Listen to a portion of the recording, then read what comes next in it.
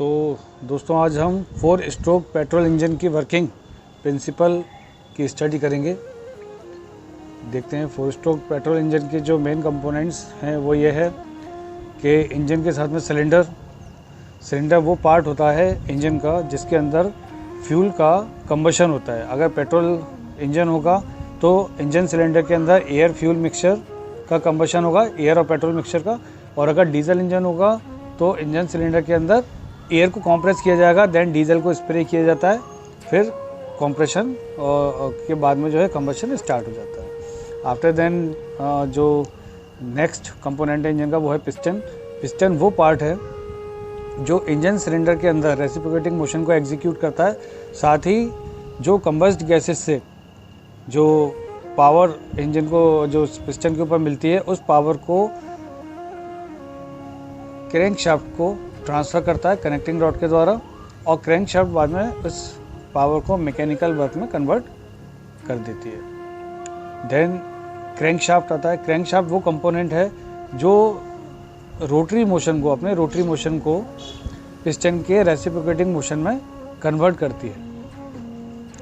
Engine valve वो जगह है, वो स्पेस है, वो कंपोनेंट है जहाँ से हमारा जो फ्यूल है वो इंजन सिलेंडर के अंदर एंटर करता है, और जो कंबशन के बाद में एग्जॉस्ट गैसेस होती हैं वो इंजन सिलेंडर से बाहर चली जाती है।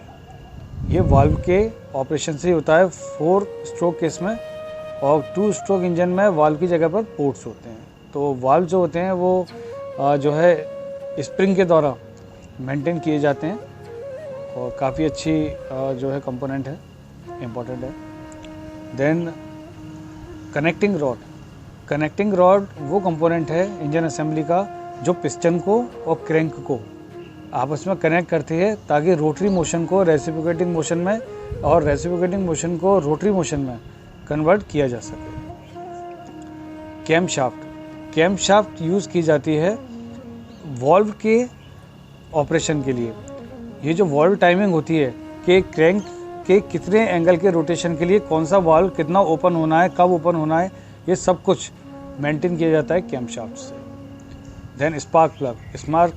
पेट्रोल इंजन के अंदर स्पार्क प्लग का बहुत अहम यूज़ होता है, क्योंकि जब हमारा एयर पेट्रोल मिक्सचर कंप्रेस कर दिया जाता है, उसका टेम्परेचर प्रेशर बढ़ा दिया जाता है, तो स्पार्क प्लग एक स्पार्क जनरेट करता है जिससे हमारे फ्यूल का कंबशन स्टार्ट हो जाता है।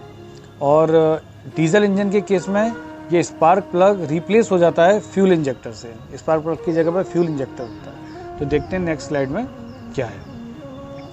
अगर आप नेक्स्ट स्लाइड में देखेंगे तो आपको मिलेगा intake stroke, that is the first stroke of 4 stroke petrol engine. तो इनटेक स्ट्रोक के दौरान क्या होता है, इसकी कुछ कंडीशंस हैं। ये जो मैंने पॉइंट्स में दे रखे हैं आप इनको पैराग्राफ में लिख लीजिएगा, थोड़ा सा अपने अकॉर्डिंग चेंज कर दीजिए ताकि थोड़ा सा आपके जो है माने और अच्छे से इसको आप डिस्क्राइब कर पाएँ।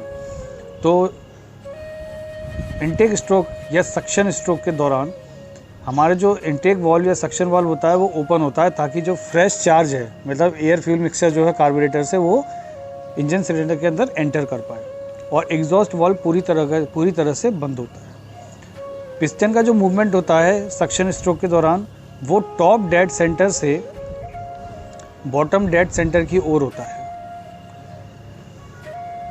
और जो एयर फ्यूल मिक्सचर होता है वो इनटेक स्ट्रोक के दौरान ही इंजन सिलेंडर के अंदर एंटर करता है। जो नेक्स्ट स्ट्रोक होता है वो होता है कॉम्प्रेशन स्ट्रोक में क्या होता है कि इनटेक वाल्व क्लोज होता है, एग्जॉस्ट वाल्व भी क्लोज होता है, दोनों ही वाल्व क्लोज होते हैं। अब हमारे पिस्टन का जो मूवमेंट होता है वो BDC से, बॉटम डेड सेंटर से टॉप डेड सेंटर की तरफ होता है, और इस स्ट्रोक के दौरान, इस मूवमेंट के दौरान पिस्टन की ये जो एयर फ्यूल मिक्सचर होता है वो हमारा कॉम्प्रेस होता है, और इस कॉम्प्रेशन से होता क्या है कि जो एयर फ्यूल मिक्सचर का प्रेशर और टेम्परेचर होता है वो काफ़ी हद तक इंक्रीज़ हो जाता है, और जैसे ही टॉप डेड सेंटर पर हमारा पिस्टन पहुंचने वाला होता है उससे थोड़ा सा पहले ही एक स्पार्क जनरेट किया जाता है स्पार्क प्लग के द्वारा, और उस स्पार्क से हम अपने कंप्रेस्ड एयर फ्यूल मिक्सचर को, that is high temperature high pressure air fuel mixture को जो है इग्नाइट कर देते हैं, और कंबशन हमारा स्टार्ट हो जाता है।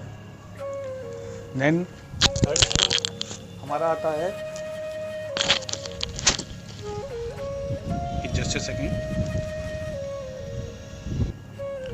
तो थर्ड स्ट्रोक जो हमारा होता है वो था एक पावर स्ट्रोक, और इसको एक्सपेंशन स्ट्रोक भी बोला जाता है। इस समय जो वाल्व की पोजीशन होती है वो ये होती है कि एग्जॉस्ट वाल्व और suction valve that is intake valve दोनों ही क्लोज होते हैं। हमारा जो पिस्टन का मूवमेंट होता है वो टीडीसी से बीडीसी की ओर होता है, लेकिन यही वो स्ट्रोक है जिसमें हमको एक्चुअल पावर मिलती है। ठीक है, जब कंप्रेशन स्ट्रोक होता है और उसमें जब कंबशन होता है तो जो gases high pressure high temperature gases develop होती हैं वो अपने पावर अपनी एनर्जी पिस्टन के टॉप पर एग्जर्ट करती हैं, जो कि रिस्पॉन्सिबल होती हैं पिस्टन के टीडीसी से बीडीसी के तक मूवमेंट के लिए। और यही वो स्ट्रोक है जिसमें जो कंबस्ट गैसेस होती है वो अपनी पावर ट्रांसफ़र करती है पिस्टन को। पिस्टन कनेक्टिंग रॉड की मदद से वो ट्रांसफ़र करता है पावर को क्रैंक पर, और क्रैंक क्योंकि क्रैंक शाफ्ट पर माउंटेड होती है जो कि मेन इंजन शाफ्ट है, वो शाफ्ट पर इंजन मेन शाफ्ट पर अपने पावर को ट्रांसफ़र कर देती है। तो यहाँ पर आपका रेसिप्रोकेटिंग या लीनियर मोशन कन्वर्ट हो जाता है क्रैंक के रोटरी मोशन में, और हमको व्हील पर पावर मिलती है और हमारा जो व्हीकल है वो मूव करना स्टार्ट कर देता है। ठीक है, अब हम देखते हैं कि नेक्स्ट स्ट्रोक में क्या है। नेक्स्ट हमारा जो लास्ट स्ट्रोक है that is exhaust stroke. Exhaust stroke में क्या होता है कि जो सक्शन वाल्व होता है वो बंद होता है, एग्जॉस्ट वाल्व ओपन किया जाता है, और इस समय हमारी जो पिस्टन की मूवमेंट होती है वो बीडीसी से टीडीसी की ओर होती है, और इस दौरान हमारे जो कंबस्ट गैसेस होती हैं low pressure low temperature gases, उन गैसेस को एग्जॉस्ट वाल्व्स के द्वारा हम लोग बाहर कर देते हैं। और जैसे ही ये एग्जॉस्ट स्ट्रोक हमारा फिनिश होता है वैसे ही हमारा इनटेक वाल्व ओपन हो जाता है और हमारी साइकिल रिपीट होती है। ये ओवरऑल वर्किंग है, कंडीशंस हैं 4 स्ट्रोक पेट्रोल इंजन की। इसी तरीके से जो डीजल इंजन है, डीजल इंजन भी वर्क करता है, और उसके अंदर अंतर ये है कि इनटेक स्ट्रोक के दौरान, पावर स्ट्रोक के दौरान, कंप्रेशन स्ट्रोक के दौरान थोड़ा सा माइनर अंतर है। ठीक है, जो कि मैं आपको अपने नेक्स्ट वीडियो में बता दूंगा। Thank you very much.